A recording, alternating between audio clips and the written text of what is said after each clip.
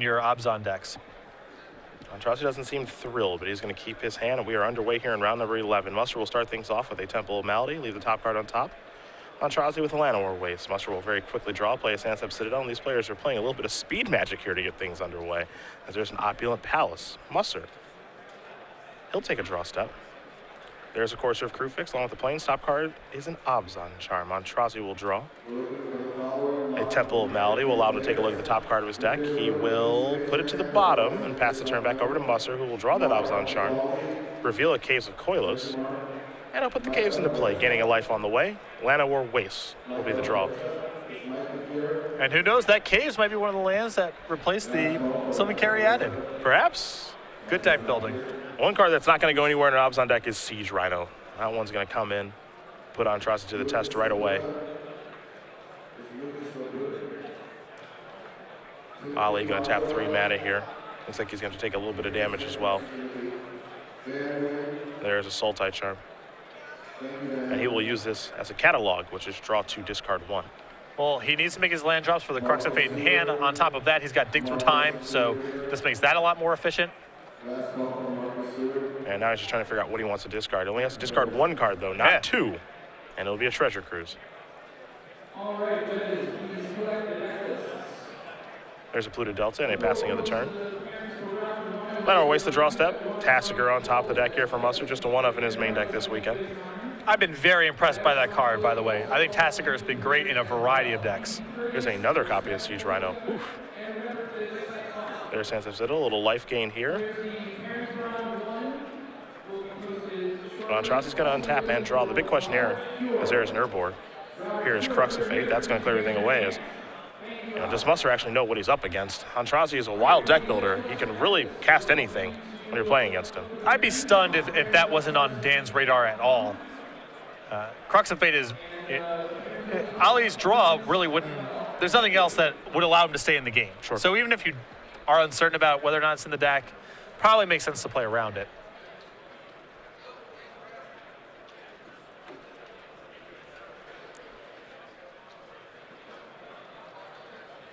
Three mana. Read them bones. Russell will scry 2. Lose 2 life, of course, in this exchange, but he'll find 2 cards, hopefully, that he likes. Players making sure life totals are correct, as Siege Rhino, one of the cards that Dan has found.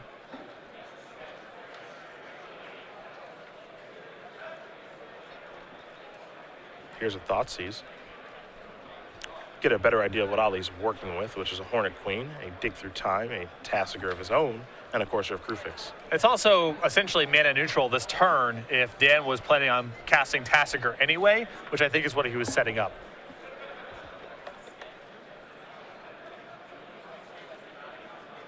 Decisions here from Musser. There's 4 powerful cards there in Aintrazi's hand.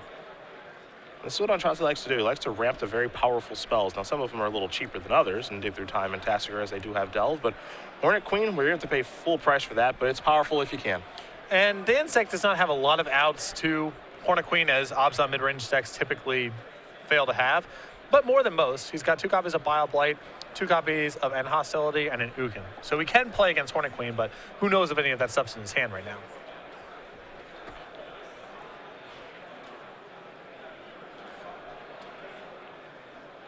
Players trying to figure out if Dan has played a land yet this turn, but he has not.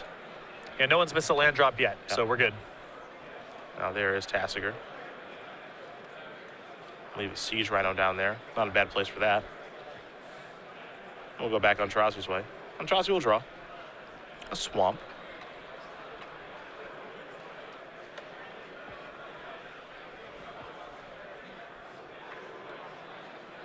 See what he wants to deploy on this turn.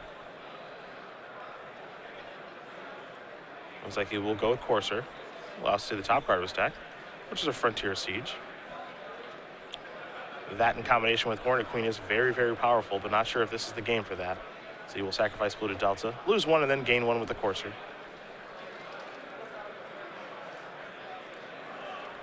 And he'll get an island out of his deck. And it's possible all he needed to tap his mana differently, although I guess maybe taking a point of damage is a non-starter, but he leaves himself now in a position where if he doesn't find blue mana, I don't think he can cast the Dig Through Time in his hand. Sure. I think he may need to tap the Temple of Malady, the Land of War Waste, and the Urborg to leave himself with the Opulent Palace and the Island. And the Dig Through Time right now is very important for him. Take a look at the top card. You have My Coast. Ring-a-ding-ding. It'll have to do. Yep. And even if his Courser were to die, he can still take the hit from Tasigur and dig. And the top card is a Dig Through Time now. And Aintrazi will pass, we believe, and he will.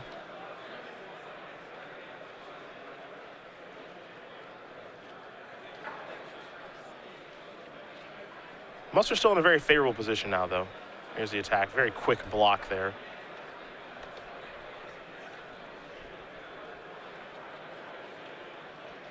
Dan with an Abzan Charm in hand that Ali does know about, so that attack with Tasigur would have been lethal if Ali didn't block. Doesn't know about the Siege Rhino in hand, though. And now this is this awkward squeeze where, you know, I think Dan would like to deploy the Siege Rhino and try to get this game over with, but Ollie's going to get to dig, and he finds another Crux of Fate. Does Dan have enough left over to win the game? But if you're just casting cantrips and trying to, you know, play around Crux of Fate, Ollie finds a random piece of spot removal, and you're compelled to deploy the thing anyway. So I think he's best served by just risking it, and I think he's drawing the same conclusion.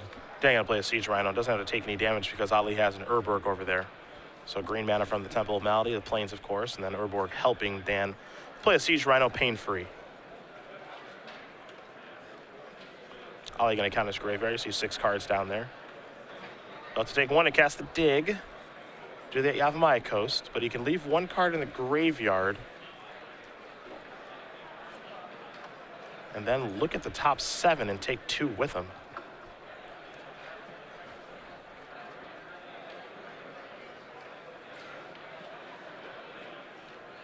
Looks like he's going to leave Crux of Fate down there. So let's see what Aintrazi can find. Dig Through Time, we knew that one was on top. See a bunch of lands here. 6 of them, in fact. Wow. Pretty bad. Did not expect that to be the case, that's for sure. Got nothing to add to that. That's just pretty bad. Yeah. Straight up honest analysis.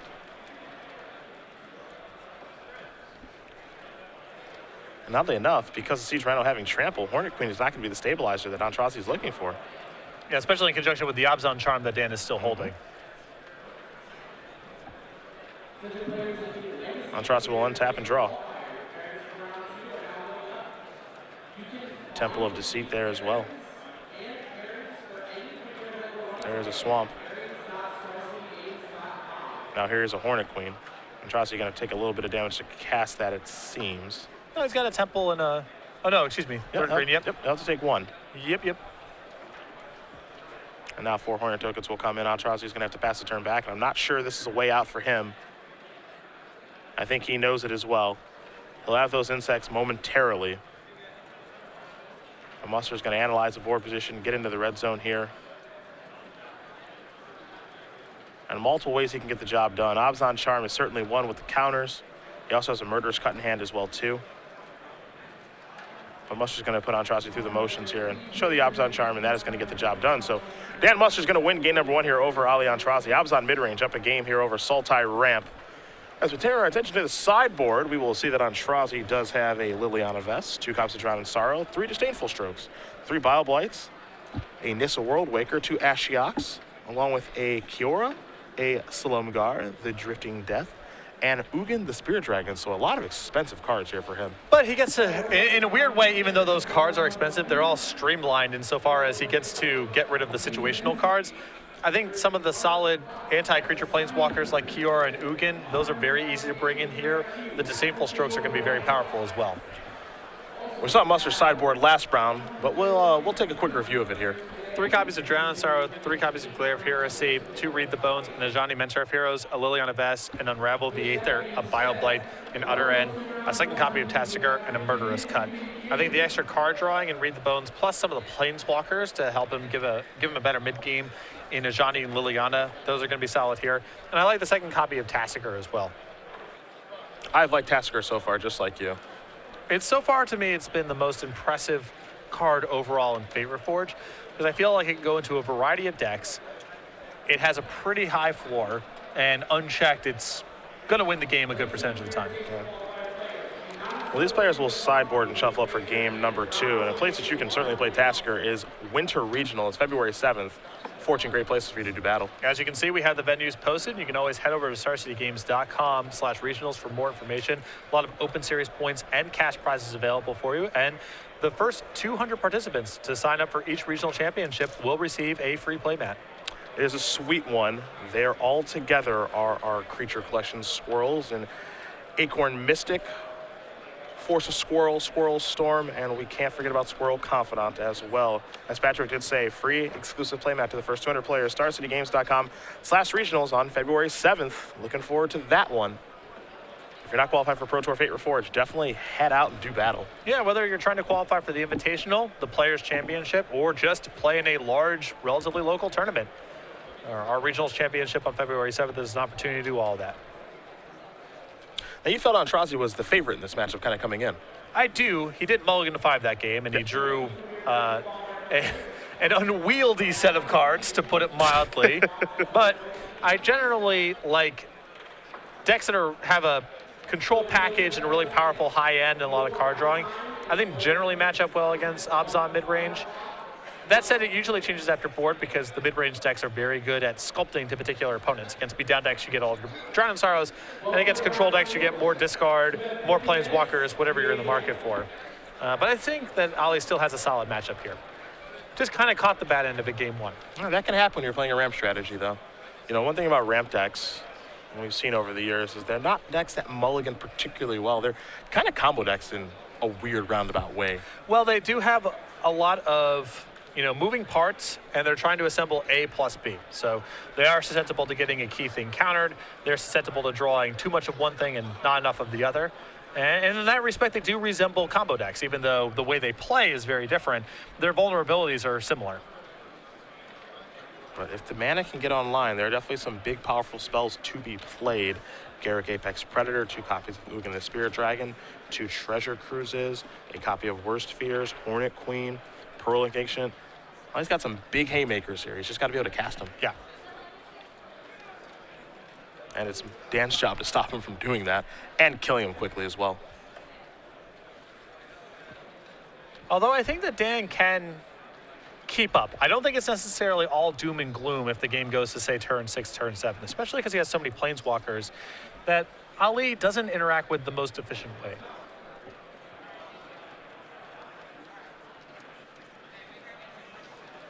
Both players are going to take a look at their opening hands. Aintrazi will be on the play here for game number 2. See if he can find a 7-card hand that he likes. Wasn't able to do that the first time around. He's giving this one a look over, where it looks like Musser will be sending it back very quickly.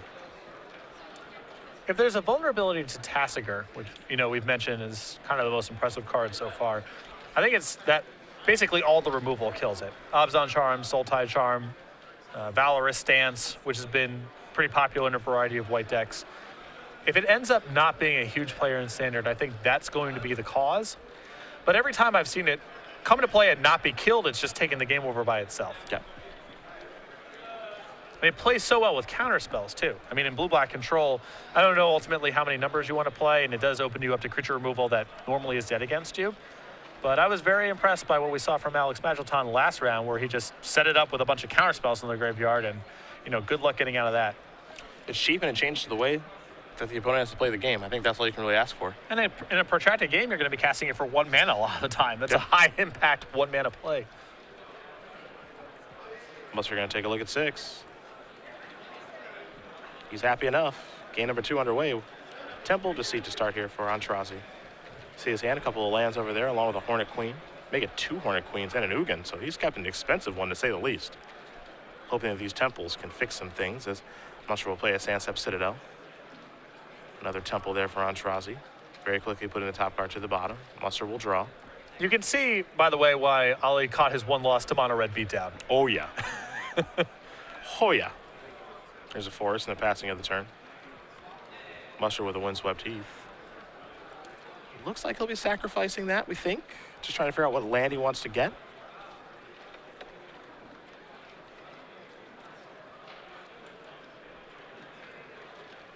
And it will be a Plains. Had the option, of course, had a Forest, but declined. And now, of course, we have Krufix. The double white spells in Dan's deck and hostilities in Elspeth Sun's Champion. So doesn't have a second white mana just yet. Willing to take one off Corsair Krufix to ensure that he has access to double white. Top card here is a Bile Blight, so Musser definitely ready for Hornet Queen. Aintrazi's draw for the turn was a Dig Through Time, another expensive spell here for Ali. He'll play a Swamp.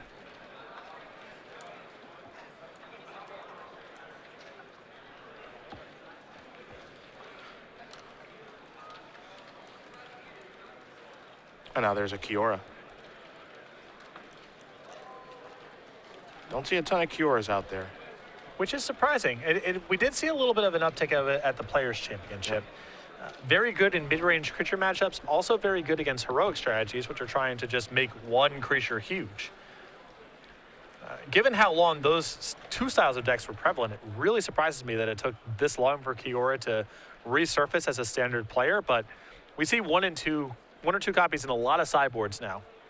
It's low loyalty, I imagine, is the problem, as Ali's going to tick it down for the Explore effect. So Urborg will come into play. Siege Rhino, the top card of Musser's deck now. So Ali basically conceding that this Kiora is going to die. I wonder if he's trying to play a game plan where he doesn't care that much about Hero's Downfall. If he pluses the Kiora, then Hero's Downfall is quite bad for him. He gets nothing out of the Kiora. But if he minuses, he gets his value no matter what. Read the Bones. We'll give Dan a Siege Rhino and a Temple of Silence. Top card of the deck now is a Courser. There is the Temple. The Courser's going to go to the bottom. New card coming. And it's an Elspeth Sun's Champion as we head back on Aintrazi's way. Aintrazi will draw. A lot of expensive cards in his hand. Picked up a copy of Ashiok. And we'll deploy it. Take that up to 5, which means Elspeth is gone. We'll see if he can find any creatures with this. And he can in Tasigur. Although Dan might be happy not to have to draw an Elspeth next turn. Top card now is a Thoughtseize. That'll be Musser's draw for the turn. Case of Koilos on top. See if he wants to put that as his land here.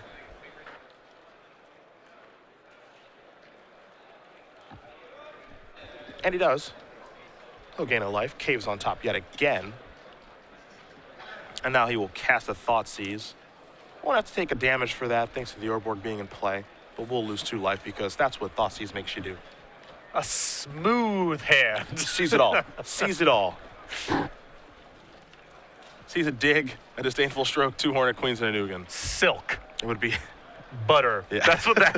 That's what. It would be tough not to chuckle. Converted mana cost of 8, 16 plus 32. Even if we discount dig all the way, it's 26. Yeah, if we want to be generous and say it just costs blue. It's not the prettiest thing I've ever seen. It is powerful. Assuming that he draws some more mana, yeah, it's pretty powerful.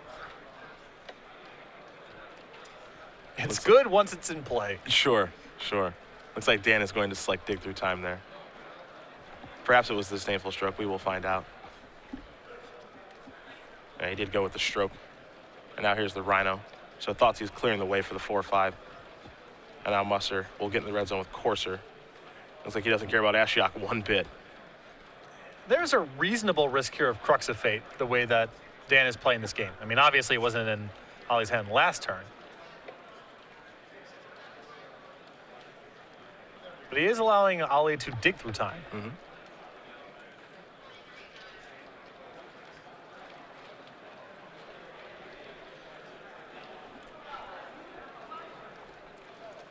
It's risky. Letting a deck like this dig is very scary. Not activating Ashiok interesting here. Well, wants Musser to draw that land. Yeah, it's Caves against a random draw.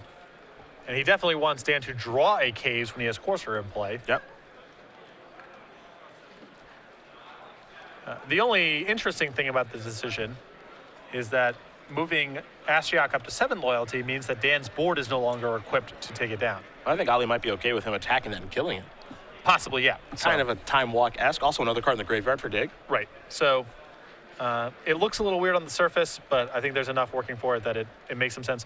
Also, keep in mind that Ali might just be playing towards Ugin anyway and not really care if he's down the Planeswalker. Sure. These are all things that Dan needs to think about. And he is ignoring Ashiok. He says, I'm coming at you for 6. Put Aintrazi down to 9. Also, we've been talking about these Hornet Queens in Ollie's hand. I'd like to point out that he is not even close to being able to cast them because that's triple green and there's a swamp, a forest, and a bunch of blue-black dual lands in play. Somebody needs a flooded grove. Yep. Perhaps a Twilight Mire.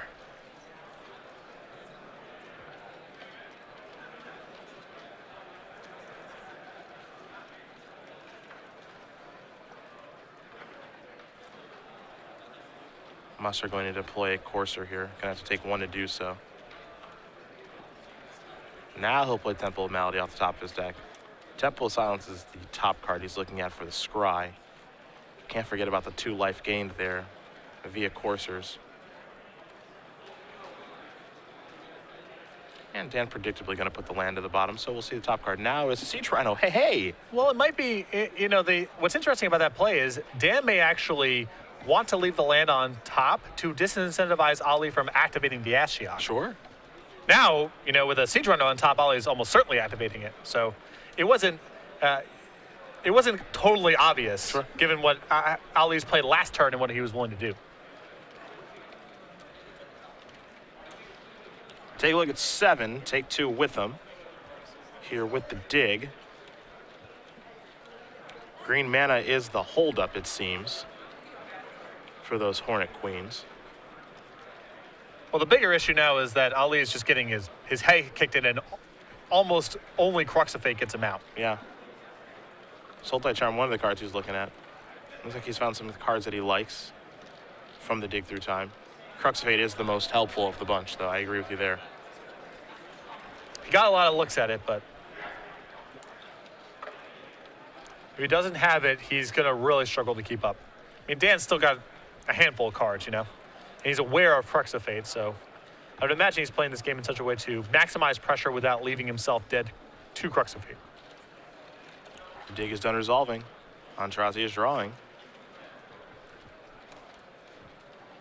That's an Ashiok, not a Crux of Fate. Ashiok will take up, take the Rhino. Tassiger as well. And Abzan Charmer are the cards that are exiled. Top card here for Dan is an Ugin. Sure. He can go big too. Everyone loves Ugin. We've seen a lot of it. I mean, I thought it was going to show up a little bit. Yeah. It has really exceeded my expectations coming in. We've had one Ugin mising around in some mid-range decks. We've had 3 or 4 Ugins as a game plan for some ramp decks. Been very impressive thus far. Temple of Malady puts the top card to the bottom. We are going to head back Musser's way. He draws his Ugin. Top card is Read the Bones.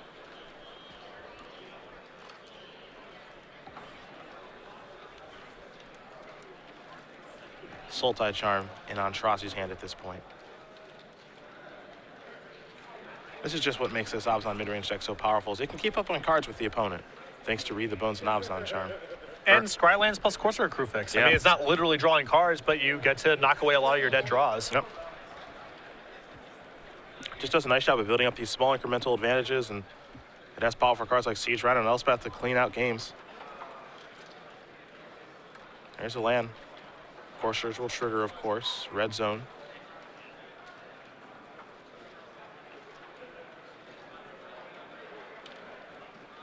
Musser not really going to make a move just yet outside of this attack. Going to force Ollie to perhaps make a move.